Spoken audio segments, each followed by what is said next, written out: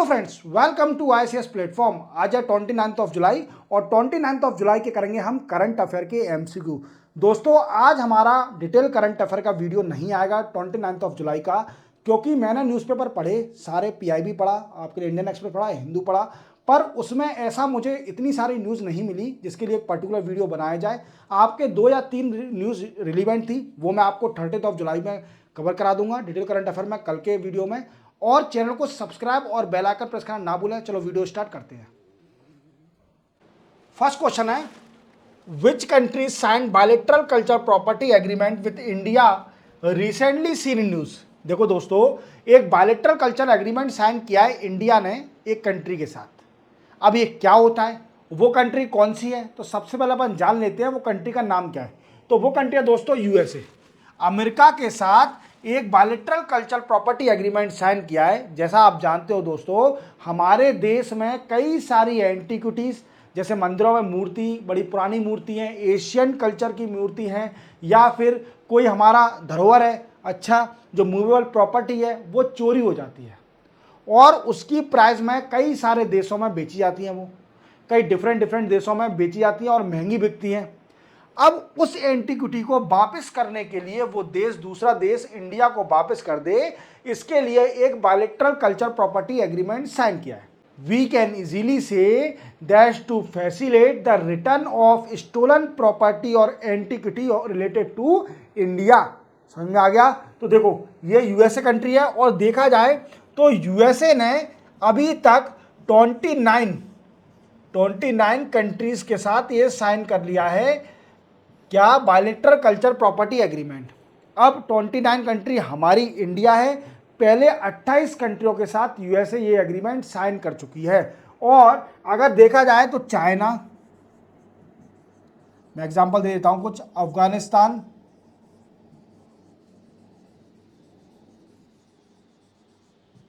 Egypt,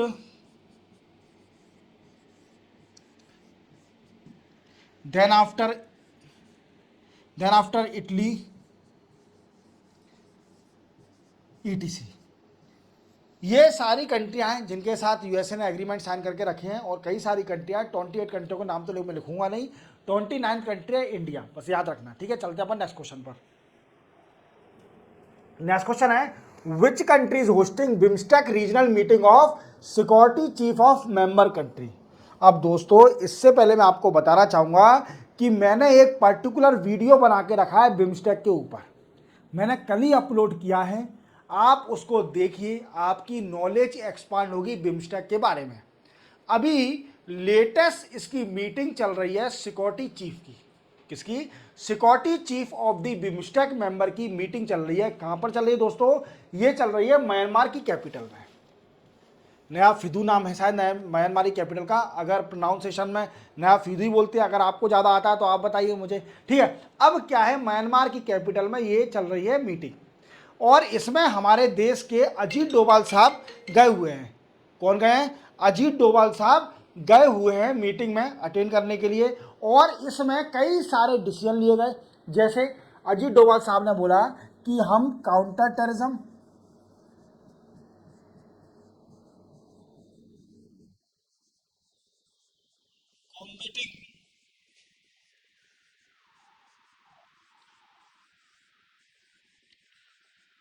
drugs,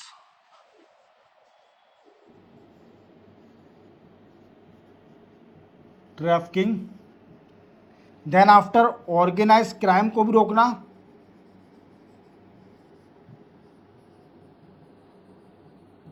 and hold second conclave of port. और first conclave of port कहाँ हुई थी दोस्तों? वो हुई थी 2019 में विशाखापट्टनम, इंडिया में ये मीटिंग हुई थी, समिट हुई थी। और अजीत डोभाल साहब ने बोला है कि सेकंड समिट भी होना चाहिए पोर्ट कॉन्क्लेव की, जिससे क्या है कि जो बिम्स्टेक के मेंबर हैं उनकी कनेक्टिविटी एनहांस हो सके और उन सभी के बीच में ट्रेड हो सके। जैसे कि मैंने आपको बताया था, बिम्स्टेक में 7 मेंबर हैं। 7 कौन कौन से दोस्तों? India, Nepal, Bhutan, Bangladesh, Myanmar and Sri Lanka. These are the 7 member and Thailand also. Thailand also, these are the 7 member of the BIMSTEC regional organisation.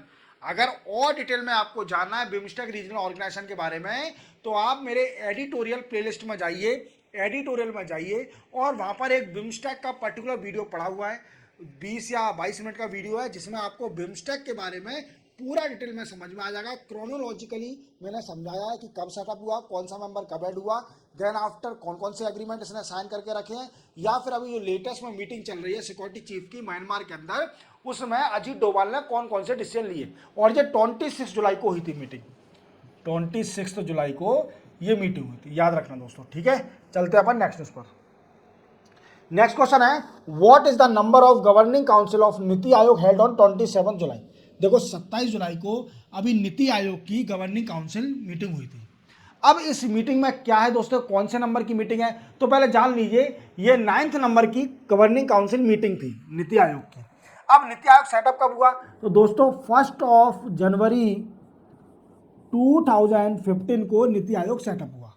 इसने रिप्लेस किसको किया दोस्तों, इसने रिप्लेस किया प्लानिंग कमीशन को। किसको रिप्लेस किया, प्लानिंग कमीशन को, क्लियर, प्लानिंग कमीशन को रिप्लेस किया। अब इसको रिप्लेस करने के साथ क्या हुआ दोस्तों कि अभी इसकी गवर्निंग काउंसिल है। नीति आयोग में कई सारी बॉडी होती है जिसमें एक होती है गवर्निंग काउंसिल। तो गवर्निंग काउंसिल में सारे स्टेट के ऑल स्टेट सीएम पार्टिसिपेट करते हैं और lieutenant governor of union territories, और जिस यूनियन टेरिटरी में सीएम होते हैं वो सीएम भी पार्टिसिपेट करते हैं, as well as union minister who was selected by prime minister. और ये गवर्निंग काउंसिल को हेड कौन करता है, जो चेयरमैन होता है। और चेयरमैन कौन होता है नीति आयोग का, वो होता है हमारे प्रधानमंत्री, देश के प्राइम मिनिस्टर, वो जैसे नरेंद्र मोदी साहब हैं ये हेड करेंगे। अब इसमें कई सारे चीफ मिनिस्टर आए जिसमें ममता बनर्जी साहब भी आई थी, ममता बनर्जी मैम भी आई थी, और उनका कहना था कई सारी अपोजिशन पार्टी ने इसको बॉयकॉट कर दिया था। पर ममता बनर्जी से पूछा कि आप अब अपोजिशन पार्टी में हो, आपने बॉयकॉट क्यों नहीं किया, तो उन्होंने रिप्लाई दिया कि ऐसी कोई ऑफिशियल मीटिंग नहीं हुई है कि जिसमें बोला जाए कि हमें गवर्निंग काउंसिल को बॉयकॉट करना है। ये पर्सनल डिसीजन है, इंडिविजुअल डिसीजन है और मेरा है, मुझे अटेंड करना है। अब इस गवर्निंग काउंसिल में डिस्कस क्या क्या किया गया, तो दोस्तों डिस्कस किया गया विकसित भारत बनाना, विकसित भारत बनाना बाय 2047 तक डेवलप्ड कंट्री बनाना, विकसित को भारत बनाना, डेवलप बनाना। समझ में आया, ये डिस्कस किया गया कि कैसे बनाएंगे, क्या करेंगे, स्टेट का पार्टिसिपेंट क्या होगा, तो इसमें ये डिस्कस किया गया। समझ में आ गया। चलते अपन नेक्स्ट क्वेश्चन पर।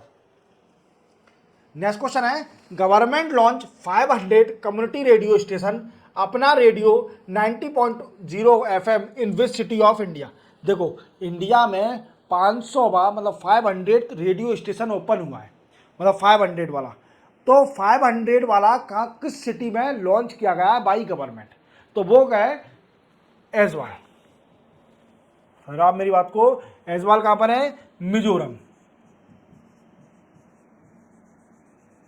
क्लियर, मिजोरम में ये लॉन्च किया गया 500 कम्युनिटी रेडियो स्टेशन। और आप जानते हो कम्युनिटी रेडियो स्टेशन क्या होता है, जिसमें रेडियो होते हैं, गाने चलते हैं, ब्रॉडकास्टिंग होती है, न्यूज़ आती हैं, कई सारी चीज़ें आती है जो रेडियो में एयर के थ्रू बाई एयर सिग्नल के through, that is different issue, ठीक है, वो है। चलते हैं अपन नेक्स्ट क्वेश्चन पर।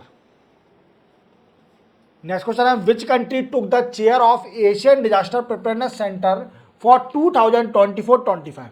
देखो 2 साल के लिए इंडिया ने एक एशियन डिजास्टर प्रिपेयरनेस सेंटर की हेड बन गई है, 2 साल की, 24 और 25 के लिए। तो इंडिया बन गई है, इंडिया इसकी चेयर बन गई है। और किससे लिया इसने, चाइना के पास थी पहले एशियन डिजास्टर प्रिपेयरनेस सेंटर की जो हेड थी वो चाइना थी 2 साल तक, और अब इस इंडिया हेड बन गई है 2 साल के लिए, 24-25 के लिए, याद रखोगे। और डिजास्टर आप जानते हो, डिजास्टर से लड़ना, डिजास्टर से प्रिपेयर रहना, यही डिस्कस करा जाता है। एशियन कंट्रियाँ पार्टिसिपेट करती हैं, मेंबर अपने अपने पॉइंट देती है कि डिजास्टर से कैसे बचाव किया जाए। तो चलते हैं अपन नेक्स्ट क्वेश्चन पर। नेक्स्ट क्वेश्चन है, व्हाट इज ओरो फॉची रिसेंटली सी न्यूज़। तो देखो आप देख पा रहे होंगे ये मच्छर है। मच्छर जब काटता है तो कई सारी बीमारियां होती हैं, और मच्छर काटता है तो ये सोने भी नहीं देता अपन को, और हम बड़े परेशान होते हैं। तो मच्छर का एक बहुत बड़ा कंट्रीब्यूशन है हमारी लाइफ में इंटरप्शन करने का। हमारी लाइफ में इंटरप्शन करने का बहुत बड़ा कंट्रीब्यूशन है। हालांकि इसका साइज तो होता है बहुत छोटा, पर ये करता है बड़ा काम। हमें काट काट के खून पी पी के ये बड़ा परेशान करता है। तो देखो दोस्तों, ये अभी ब्राजील में एक मौत हो गई है। ये वायरस है ओरो पाउची वायरस। ये वायरस आया है नया, और ब्राजील कंट्री के अंदर, ब्राजील आप जानते हो लैटिन अमेरिका की कंट्री है, ब्राजील कंट्री के अंदर एक मौत भी हो चुकी है। क्या हो चुकी है? एक मृत्यु भी हो चुकी है इस वायरस से। और ये वायरस किससे होता है दोस्तों? तो आप देख पा रहे होंगे मच्छर मॉस्किटो काटने से होता है। और फिर क्वेश्चन बनता है कि दोस्तों इसके सिम्टम क्या है? सर आपके सिम्टम तो बताइए कि इस वायरस के सिम्टम्स क्या है? तो ये सेम एज डेंगू, डेंगू की तरह ही इसके सिम्टम है, याद रखना। चलते अपन नेक्स्ट क्वेश्चन पर। Recently government has approved setting up of 7 PM mega integrated textile reason out of this one setup in which state of India. देखो रिसेंटली क्या है कि एक स्कीम आई थी पीएम की, पीएम मित्र नाम से, जिसमें क्या है कि 7 टेक्सटाइल सेटअप करी जाएंगी पूरे ऑल ओवर इंडिया में। ठीक है, तो देख बता देता हूं मैं आपको। मध्य प्रदेश में धार डिस्ट्रिक्ट में करी जाएगी, गुजरात में नवसरी में करी जाएगी, कर्नाटका में कालाबुरागी में, और उत्तर प्रदेश लखनऊ में, महाराष्ट्र में अमरावती, तेलंगाना में वरंगल, और तमिलनाडु में विरुधुनगर, तमिलनाडु में विरुधुनगर।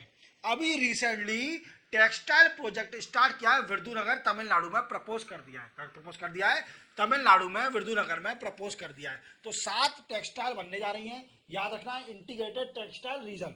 ये टेक्सटाइल रीजन होंगे। और आप जानते हो कि स्मॉल बिजनेस जितने भी होते हैं टेक्सटाइल से रिलेटेड, और हमारे इंडिया में सबसे ज़्यादा एम्प्लॉयमेंट दिया जाता है by micro small and medium enterprise. अगर ये सेटअप होगी टेक्सटाइल से, इससे लोगों को एम्प्लॉयमेंट मिलेगा। क्या मिलेगा दोस्तों? एम्प्लॉयमेंट मिलेगा। समझ में आया मेरी बात को? चलते हैं अपन नेक्स्ट क्वेश्चन पर। Which day is observe as world hepatitis day 2024। देखो वर्ल्ड हेपेटाइटिस डे बनाया जाता है, ऑब्जर्व किया जाता है 28 जुलाई को। ये एक बीमारी है, आप जानते हो, वर्ल्ड हेपेटाइटिस एक बीमारी, और 28 जुलाई को ये दिन ऑब्जर्व किया जाता है, याद रखना। और इसकी जो 2024 की थीम थी उसको भी याद रखना। थीम थी it's time for action, it's time for action. ये थीम थी इसकी, याद रखना, 2024 की, इट्स टाइम फॉर एक्शन। मैं आपको हर लेक्चर बताता हूं, जितने भी डे पढ़ते हैं, इंटरनेशनल हो चाहे नेशनल हो, उसकी थीम क्या है। थीम जरूर याद रखना, कभी कभी पूछ लेते हैं, याद रखना। ठीक है, चलते हैं अपन नेक्स्ट क्वेश्चन पर। नेक्स्ट और लास्ट क्वेश्चन है आज का। Which port authority is setting to develop India first integrated agriculture export facility. देखो इंडिया का पहला एग्रीकल्चर एक्सपोर्ट फैसिलिटी सेटअप होने जा रहा है। ये किस पोर्ट के द्वारा सेटअप किया गया है, किस अथॉरिटी, पोर्ट अथॉरिटी के द्वारा? तो दोस्तों वो करा है जवाहरलाल नेहरू पोर्ट अथॉरिटी के द्वारा। अब इससे होगा क्या दोस्तों? एग्रीकल्चर एक्सपोर्ट जो सेटअप करा जा रहा है, इससे होगा क्या फैसिलिटी? इससे क्या हुआ कि इंडिया के एग्रीकल्चर प्रोडक्ट की एक्सपोर्ट बढ़ेगा। क्या बढ़ेगा दोस्तों? एग्रीकल्चर प्रोडक्ट का एक्सपोर्ट बढ़ेगा। और बढ़ने के साथ एग्रीकल्चर प्रोडक्ट आप जानते हो जल्दी इनकी सेल्फ लाइफ बड़ी कम होती है, मीन्स ये जल्दी खराब हो जाते हैं, सड़ जाते हैं, तो इसकी सेल्फ लाइफ को भी इंक्रीज करेगा, सेल्फ लाइफ को भी इंक्रीज करेगा। समझ में आया मेरे दोस्तों? समझ में आया? इसी के साथ 29 जुलाई की करंट अफेयर के एमसीक्यू कंप्लीट होते हैं। चैनल को सब्सक्राइब और बेल आइकन प्रेस करना ना भूलें, और हमेशा वीडियो पूरा देखें। दोस्तों मिलते हैं हम कल 30 जुलाई को नए करंट अफेयर के साथ। तब तक के लिए जय हिंद।